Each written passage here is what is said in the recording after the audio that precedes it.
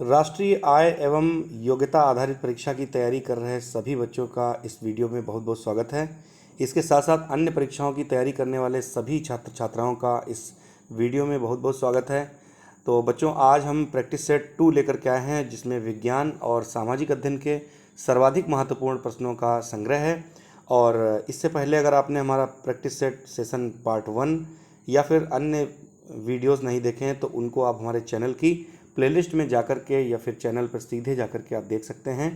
तो बच्चों, अगर चैनल को सब्सक्राइब नहीं किया है तो चैनल को सब्सक्राइब कर लें, जिससे कि कोई भी वीडियो अपलोड होगा इस चैनल पर तो आपको उसका नोटिफिकेशन मिल जाएगा।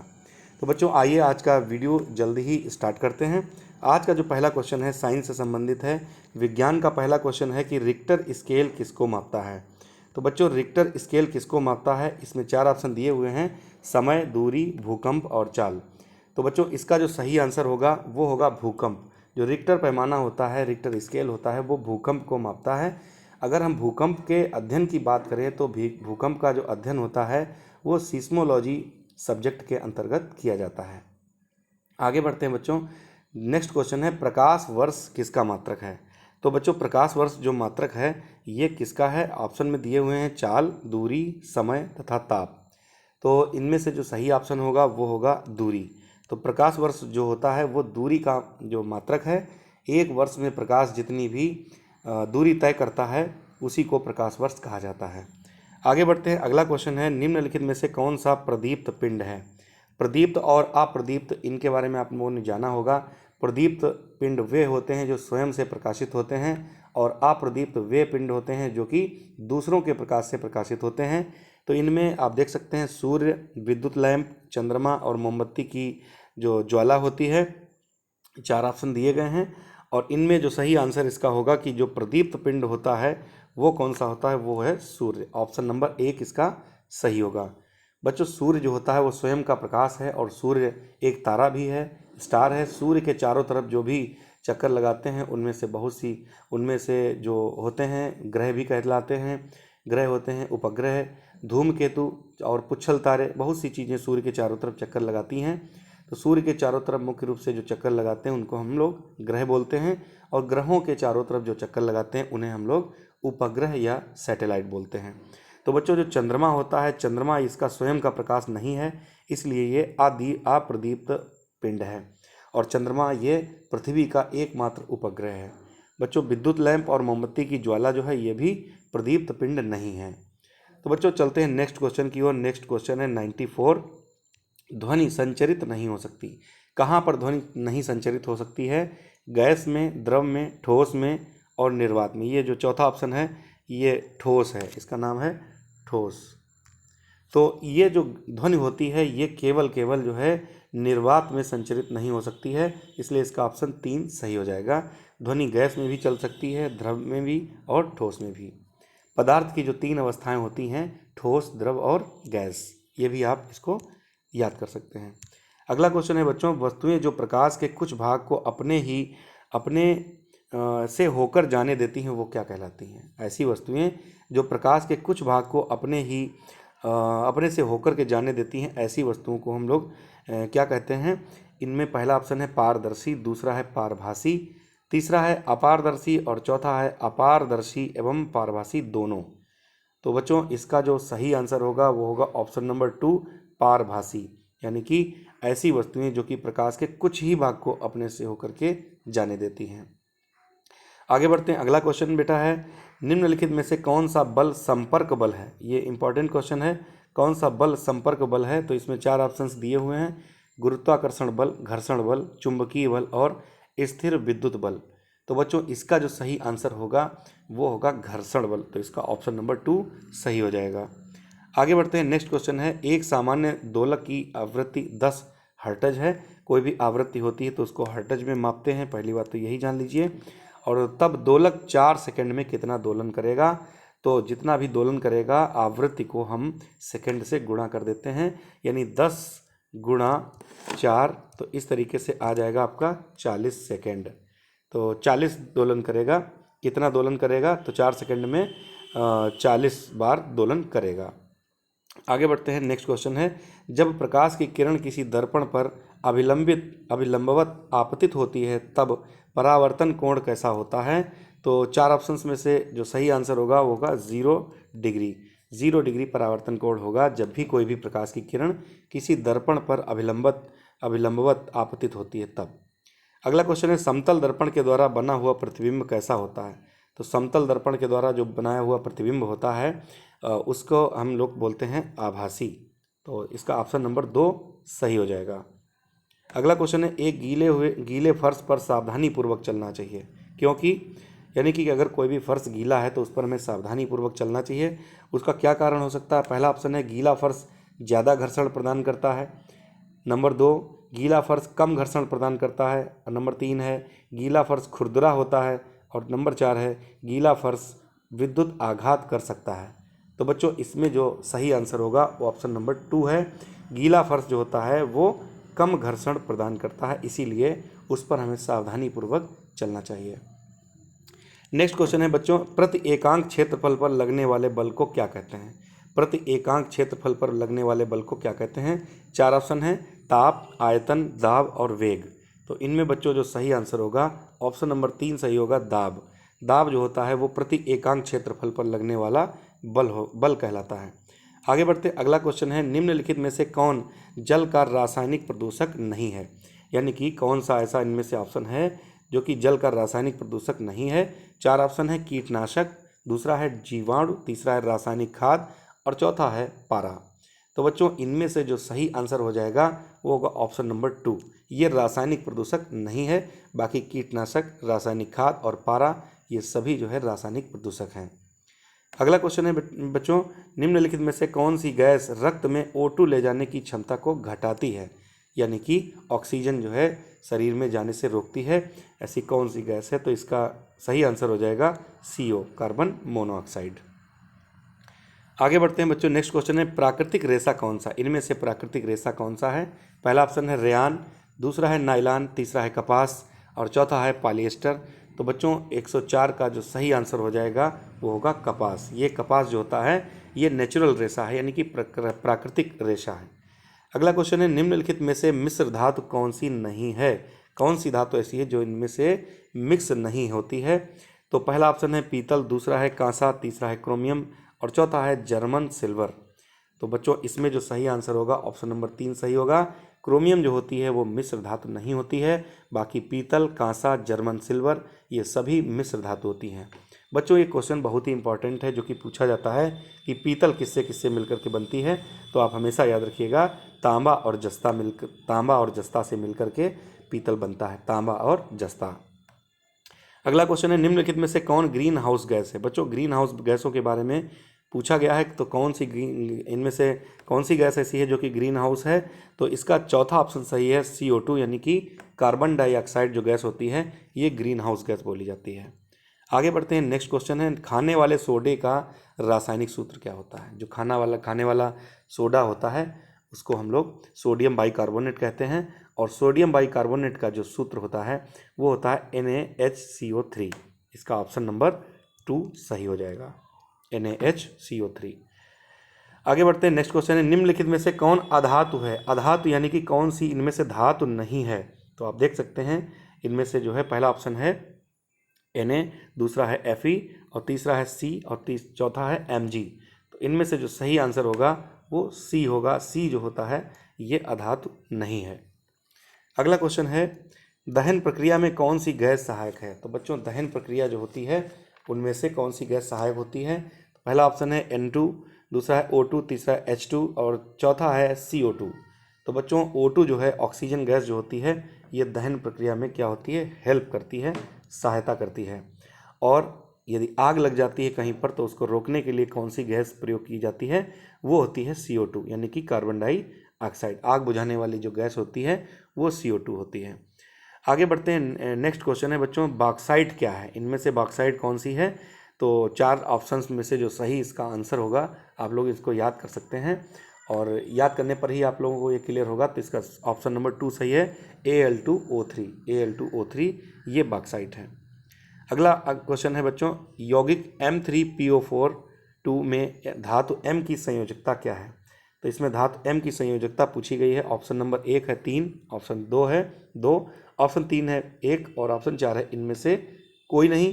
तो M3 की जो M की संयोजकता है तो ये है इसका आंसर सही 2, ऑप्शन नंबर 2 सही है।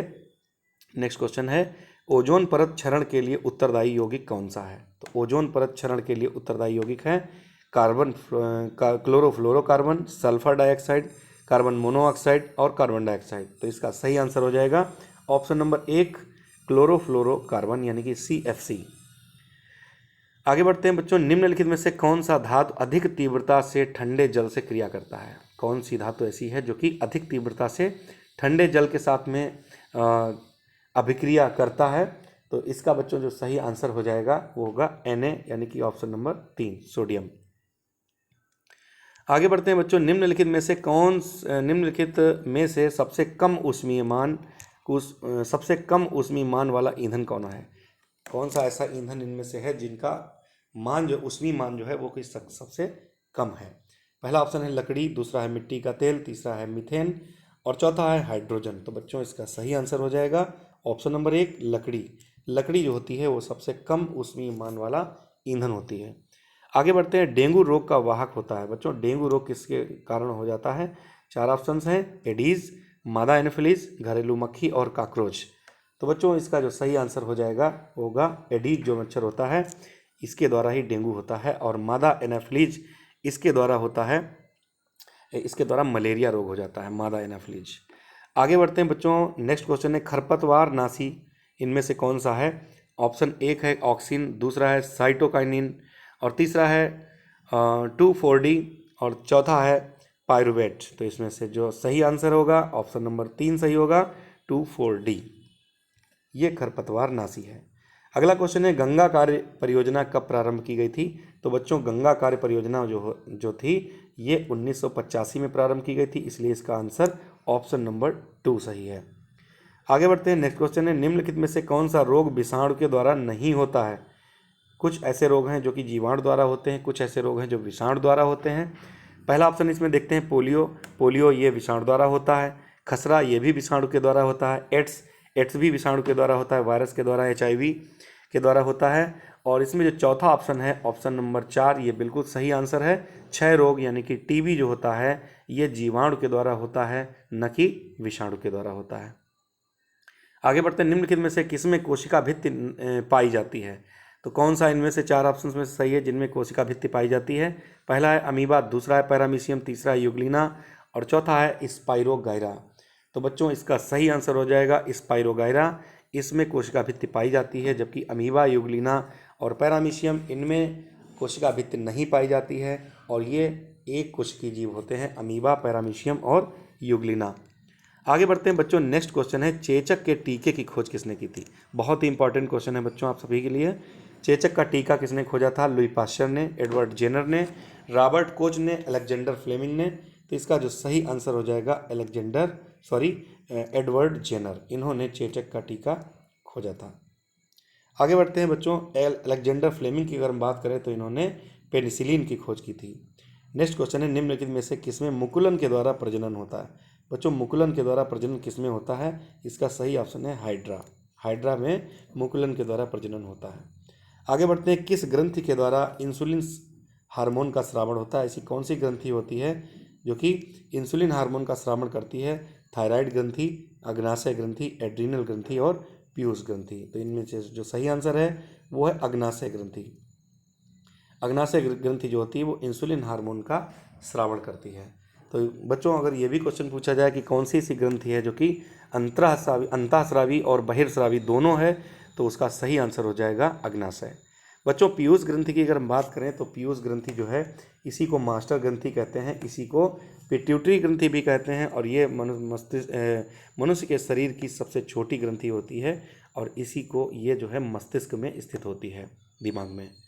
थायराइड ग्रंथि की अगर हम बात करें तो थायराइड ग्रंथि जो है गले में होती है, और एड्रीनल ग्रंथि ये भी इम्पॉर्टेंट है। अगला क्वेश्चन है बच्चों, एक टैडपोल जिस प्रक्रम के द्वारा वयस्क मेंढक में विकसित हो जाता है वह क्या होती है प्रक्रिया?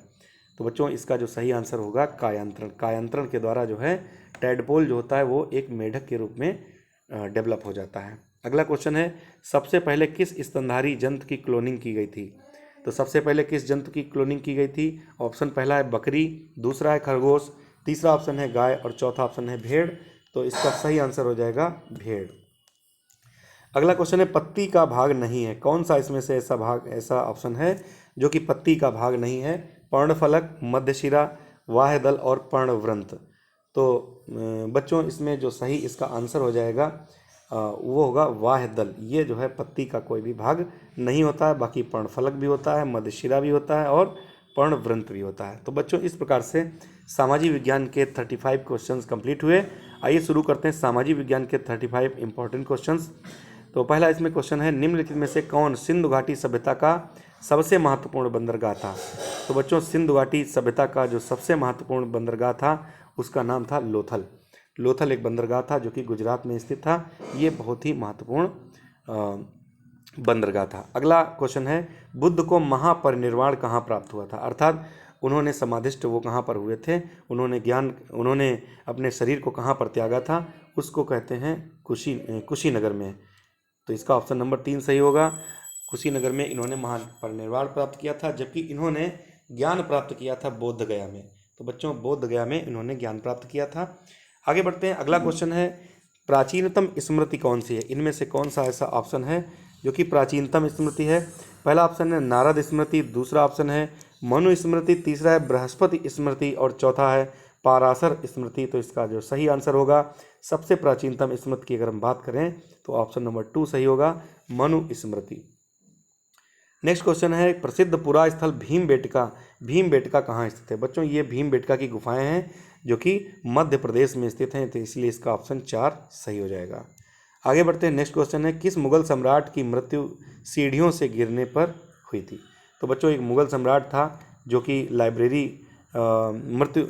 में गया था और उसकी सीढ़ियों से गिर कर के मृत्यु हो गई थी। तो उसका नाम था हुमायूं। बच्चों हुमायूं जो था उसकी मृत्यु सीढ़ियों से गिरकर हो गई थी। अगर हम बात करें मुगल वंश की, तो सबसे पहले मुगल वंश के जो संस्थापक थे वो बाबर थे, उसके बाद उनका बेटा हुमायूं था। आगे बढ़ते हैं बच्चों। नेक्स्ट क्वेश्चन है, हल्दी घाटी का युद्ध किनके बीच लड़ा गया था? पहला ऑप्शन है शेरशाह तथा हुमायूं के बीच, दूसरा ऑप्शन है महाराणा प्रताप और अकबर के बीच, तीसरा ऑप्शन है मोहम्मद गौरी और पृथ्वीराज चौहान के बीच और चौथा ऑप्शन है बाबर और इब्राहिम लोदी के बीच। तो बच्चों इसका जो सही आंसर हो जाएगा, हल्दी घाटी युद्ध लड़ा गया था ऑप्शन नंबर 2, महाराणा प्रताप और अकबर के बीच। महाराणा प्रताप और अकबर के बीच हल्दी घाटी युद्ध लड़ा गया था। जबकि बच्चों बाबर और इब्राहिम लोदी के बीच पानीपत का पहला युद्ध लड़ा गया था जो कि 1526 में लड़ा गया था और इसमें बाबर ने विजय हासिल की थी और यहीं से बाबर ने मुगल वंश की स्थापना कर दी थी। आगे बढ़ते हैं बच्चों। नेक्स्ट क्वेश्चन कौन है, गलत जोड़ा है? पूछा गया है कि इनमें से जो भी जोड़े दिखाई दे रहे हैं आपको 4 ऑप्शंस में, कौन सा जोड़ा गलत है? पहला देखते हैं कुतुब मीनार, कुतुबुद्दीन ऐबक। ये बिल्कुल सही है बेटा, क्योंकि कुतुबुद्दीन ऐबक के द्वारा ही कुतुब मीनार का निर्माण शुरू किया गया था और बाद में इसको इल्तुतमिश ने पूरा किया था और कुतुब मीनार दिल्ली में स्थित है। दूसरा ऑप्शन है अलाई दरवाज़ा, अलाउद्दीन खिलजी। ये भी ऑप्शन बिल्कुल सही है, क्योंकि अलाई दरवाजे का निर्माण अलाउद्दीन खिलजी के द्वारा किया गया था। तीसरा ऑप्शन है फतेहपुर सीकरी अकबर ने बसाया था। ये भी बिल्कुल सही कथन है। और गलत कौन सा, ताजमहल औरंगजेब? ये औरंगजेब नहीं है, बल्कि ताजमहल किसने बनवाया था? शाहजहां ने बनवाया था। इसलिए इसका ऑप्शन कौन सा सही होगा? Option number 4। आगे बढ़ते हैं। नेक्स्ट क्वेश्चन है, सर थॉमस रो भारत में किस मुगल सम्राट के दरबार में आया था? तो बच्चों सर थॉमस रो जो था वो जहांगीर के दरबार में भारत आया था और इससे पहले कैप्टन हॉकिंस आया था। दोनों जहांगीर के दरबार में आने वाले अंग्रेज थे। अगला क्वेश्चन है, निम्नलिखित में से कौन दिल्ली सल्तनत से संबंधित नहीं है? तो दिल्ली सल्तनत से संबंधित कौन नहीं है? तो गुलाम वंश पहला ऑप्शन है, दूसरा है खिलजी वंश, तीसरा है मुगल वंश और चौथा है तुगलक वंश। तो बच्चों इसमें जो दिल्ली सल्तनत में सम्मिलित नहीं है उसका जो सही आंसर हो जाएगा वो होगा बच्चों तुगलक वंश। तुगलक वंश जो है दिल्ली सल्तनत से संबंधित नहीं था। बच्चों गुलाम वंश की अगर हम बात करें तो गुलाम वंश जो है ये कुतुबुद्दीन ऐबक के द्वारा इसको शुरू किया गया था। कुतुबुद्दीन ऐबक ने गुलाम वंश की स्थापना की थी और उसके बाद अगर हम बात करें तो अगर वास्तविक संस्थापकों की बात करें तो जो वास्तविक संस्थापक थे वो उनमें जो था वो इल्तुतमिश था। वास्तविक जो संस्थापक था वो बच्चों इल्तुतमिश था। तो इस प्रकार से अगर हम बात करें तो जो अलाउद्दीन खिलजी की अगर हम बात करें तो इन्होंने एक इमारत बनवाई थी अलाउद्दीन का सॉरी बच्चों, ये दरवाज़ा अलाउद्दीन दरवाज़ा अलाई दरवाज़ा बनवाया था बच्चों। और अगर हम खिलजी वंश की बात करें तो खिलजी वंश का जो संस्थापक रहा वो जलालुद्दीन खिलजी रहा। क्या नाम रहा उसका? जलालुद्दीन खिलजी।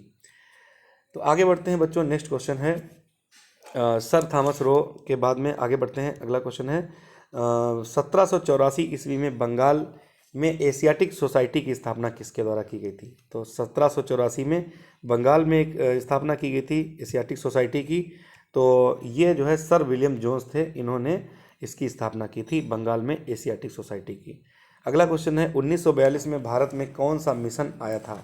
तो बच्चों कैबिनेट मिशन ऑप्शन में है, ऑप्शन में क्रिप्स मिशन भी है, साइमन मिशन भी है और वेबल मिशन भी है। अगर हम बात करें 1942 की तो 1942 में क्रिप्स मिशन भारत आया था, तो ऑप्शन नंबर इसका 2 सही हो जाएगा। जबकि कैबिनेट मिशन ये आया था 1946 में, 1946 में। और इसी प्रकार से जो है ये क्रिप्स मिशन इसका आंसर सही हो जाएगा। आगे बढ़ते हैं, क्वेश्चन नंबर 137 है गांधी जी किसको अपना राजनीतिक गुरु मानते थे, या गांधी जी ने किसको अपना राजनीतिक गुरु माना? तो इसका सही आंसर हो जाएगा गोपाल कृष्ण गोखले अर्थात जी के गोखले। बच्चों अगर गांधी जी की हम बात करें तो इनके जो आध्यात्मिक गुरु थे उनका नाम था रविंद्रनाथ टैगोर। आगे बढ़ते हैं, नेक्स्ट क्वेश्चन है 1857 के प्रथम स्वतंत्रता संग्राम के समय भारत का गवर्नर जनरल कौन था? तो बच्चों जिस समय भारत में 1857 की क्रांति हुई थी उस समय भारत का जो गवर्नर जनरल था वो था Lord Canning. Lord Canning option 1 सही हो जाएगा। आगे बढ़ते हैं बच्चों, नेक्स्ट क्वेश्चन है उत्तर प्रदेश के उच्च न्यायालय के मुख्य न्यायाधीश को शपथ कौन दिलाता है? बच्चों यूपी के उच्च न्यायालय की बात करें या फिर किसी भी राज्य के उच्च न्यायालय की बात करें, उसका जो चीफ जस्टिस होगा यानी कि मुख्य न्यायाधीश होगा उसको शपथ कौन दिलाएगा? तो बच्चों इसका जो 139 का जो सही आंसर बच्चों हो जाएगा वो होगा ऑप्शन नंबर 4, यानी कि जो कि उस राज्य का राज्यपाल होगा उसी के द्वारा इसको शपथ दिलाई जाएगी। नेक्स्ट क्वेश्चन है त्रिस्तरीय पंचायती प्रणाली की अनुशंसा किसके द्वारा की गई थी? तो त्रिस्तरीय पंचायती प्रणाली की जो अनुशंसा है ये की गई थी बलवंत राय मेहता समिति के द्वारा, इसलिए इसका ऑप्शन 4 सही हो जाएगा। त्रिस्तरीय पंचायती जो व्यवस्था है जिसमें कि ग्राम और विकास खंड और जिला स्तर पर पंचायत प्रक्रिया प्रारंभ की गई थी।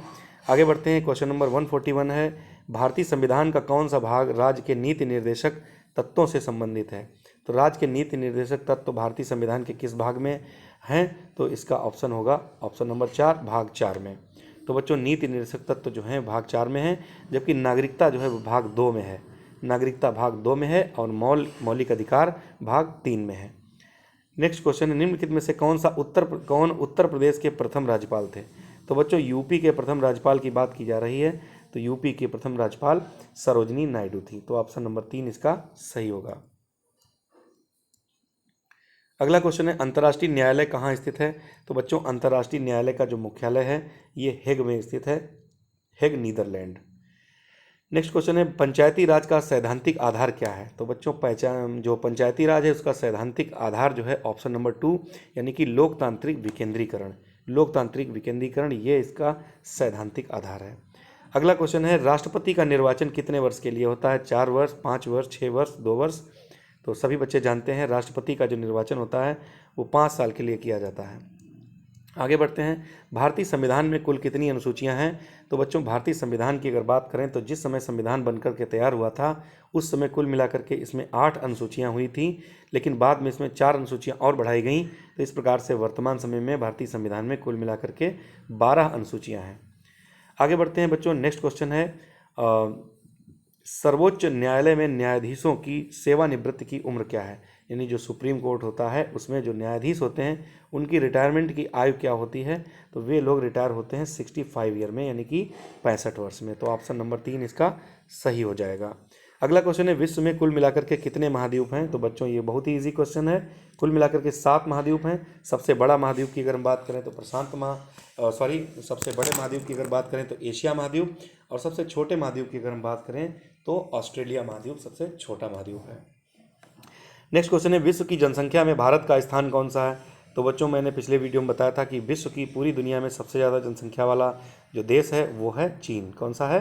चीन है। और नंबर दो पर कौन है? भारत। तो दूसरा स्थान जो है भारत का है।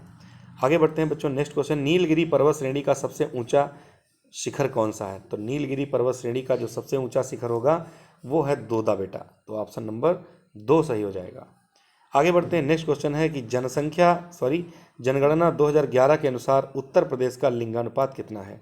तो बच्चों उत्तर प्रदेश का लिंगानुपात पूछा गया है, इसलिए हमें ध्यान रखना होगा। और कभी कभी भारत का लिंगानुपात पूछा जाता है तो वो भी हमें ध्यान रखना होगा। यूपी का जो लिंगानुपात है वो है 912/1000, यानी कि 1000 पुरुषों पर 912 महिलाएं हैं। इसी प्रकार अगर पूरे भारत का पूछा जाए तो 943 ये पूरे भारत का लिंगानुपात है। आगे बढ़ते हैं, भारतीय गन्ना अनुसंधान संस्थान IISR ये कहाँ पर स्थित है? तो भारतीय गन्ना अनुसंधान संस्थान जो है बच्चों ये लखनऊ में स्थित है। कहाँ स्थित है? लखनऊ में स्थित है। अगला क्वेश्चन है, निम्नलिखित में से कौन सी नदी गंगा नदी की सहायक नदी है? बहुत ही अच्छा क्वेश्चन है। गंगा नदी की सहायक नदी पूछी गई है तो इसका सही आंसर हो जाएगा यमुना नदी। तो यमुना नदी जो है वो गंगा नदी की सहायक नदी है। बच्चों अगर गंगा नदी की बात करें तो ये भारत की सबसे लंबी नदी है, जो कि गोमुख हिमानी से, उत्तराखंड के गोमुख हिमानी से निकल करके बंगाल की खाड़ी में गिरती है। ये अगर इसकी बात करें तो उत्तर प्रदेश में ये सबसे ज़्यादा दूरी तय करने वाली नदी है और ये इसकी जो लंबाई है वो 2525 किलोमीटर है। गंगा नदी की लंबाई 2525 किलोमीटर है। नेक्स्ट क्वेश्चन है, दिन और रात कहाँ पर बराबर होते हैं? तो बहुत ही इंपॉर्टेंट क्वेश्चन है कि दिन और रात कहाँ पर बराबर होते हैं। तो पहला ऑप्शन है प्राइम मेरिडियम पर, दूसरा है ध्रुवों पर, तीसरा है विषुवत रेखा पर, चौथा है अंटार्कटिका पर। तो बच्चों दिन और रात बराबर होते हैं विषुवत रेखा पर। विषुवत रेखा की बात करें तो विषुवत रेखा को ही हम लोग भूमध्य रेखा के नाम से जानते हैं। आप देख सकते हैं ये जो है पृथ्वी है हमारी है, ये ऊपरी वाला जो है हिस्सा उत्तरी गोलार्ध है, नीचे वाला हिस्सा दक्षिणी गोलार्ध है और बीच में एक रेखा है, इसी को हम लोग भूमध्य रेखा के नाम से जानते हैं। इसी को हम लोग विषुवत रेखा के नाम से भी जानते हैं। इसके ऊपर 23.5 डिग्री पर एक रेखा होती है, उसको हम लोग कर्क रेखा के नाम से जानते हैं। और इसी प्रकार दक्षिणी ध्रुव में नीचे की, दक्षिणी गोलार्ध में नीचे की ओर जो रेखा होती है विषुवत रेखा से नीचे, उसको हम लोग मकर रेखा के नाम से जानते हैं। इस प्रकार से जो दिन और रात होते हैं ये इसी एरिया में बराबर होते हैं यहाँ पर। अगला क्वेश्चन है, हरिकेन क्या होता है? तो हरिकेन होता है बच्चों चक्रवात। चक्रवात यही हरिकेन कहलाता है। नेक्स्ट क्वेश्चन है, उत्तर प्रदेश का सबसे बड़ा जिला कौन सा है? बच्चों बहुत ही इंपॉर्टेंट क्वेश्चन है। यूपी का सबसे बड़ा जिला पूछा गया है क्षेत्रफल में, जनसंख्या में नहीं पूछा गया है। क्षेत्रफल में जो सबसे बड़ा जिला है उत्तर प्रदेश का वो है लखीमपुर खीरी। आगे बढ़ते हैं, नेक्स्ट क्वेश्चन है, ऊटी कहाँ स्थित है? तो बच्चों ऊटी जो है ये पर्यटन स्थल है, ये स्थित है तमिलनाडु में। ऑप्शन नंबर 4 इसका सही हो जाएगा। आगे बढ़ते हैं, नेक्स्ट क्वेश्चन है, कल्याणकारी राज्य वस्तुतः मिश्रण है। कल्याणकारी राज्य किसका मिश्रण है? ऑप्शन इसमें 4 ऑप्शन देख लीजिए, समाजवाद और साम्यवाद का, और उसके बाद है साम्यवाद और आदर्शवाद का, उसके बाद है व्यक्तिवाद और फासीवाद का, चौथा ऑप्शन है उदारवाद और समाजवाद का। तो बच्चों इसका जो सही आंसर हो जाएगा ऑप्शन नंबर 4, उदारवाद और समाजवाद का मिश्रण है कल्याणकारी राज्य। अगला क्वेश्चन है, 1 डिग्री अक्षांश कितने किलोमीटर को दर्शाता है? तो बहुत ही इंपॉर्टेंट क्वेश्चन है। 1 डिग्री अक्षांश जो होता है वो कितने किलोमीटर को दर्शाता है? तो इसका ऑप्शन बिल्कुल आप लोग याद कर लीजिए, 111 किलोमीटर। इसका ऑप्शन 1 सही होगा। अगला क्वेश्चन है, सर्वप्रथम पारिस्थितिकी तंत्र की का प्रयोग किसने किया था? तो बच्चों पारिस्थितिकी तंत्र की बात की जा रही है, ये हैकल ने किया था। किसने किया था? हैकल ने किया था। तो बच्चों आज का वीडियो हमारा कैसा लगा कमेंट बॉक्स में ज़रूर बताइएगा, और किसी क्वेश्चन पर अगर कन्फ्यूजन है या फिर मुझसे गलती से उसका गलत आंसर बता दिया गया है तो प्लीज़ कमेंट बॉक्स में उसको बता दीजिएगा, ताकि उसको हम अगले वीडियो में उसका क्लियरेंस दे पाएँ। मिलते हैं आपको जल्दी नए वीडियो में। बच्चों पूरा वीडियो देखिएगा और सभी बच्चों को शेयर कीजिएगा, ताकि हमें और भी ज़्यादा मोटिवेशन मिले और हम वीडियो को बना सकें। मिलते हैं, तब तक के लिए नमस्कार।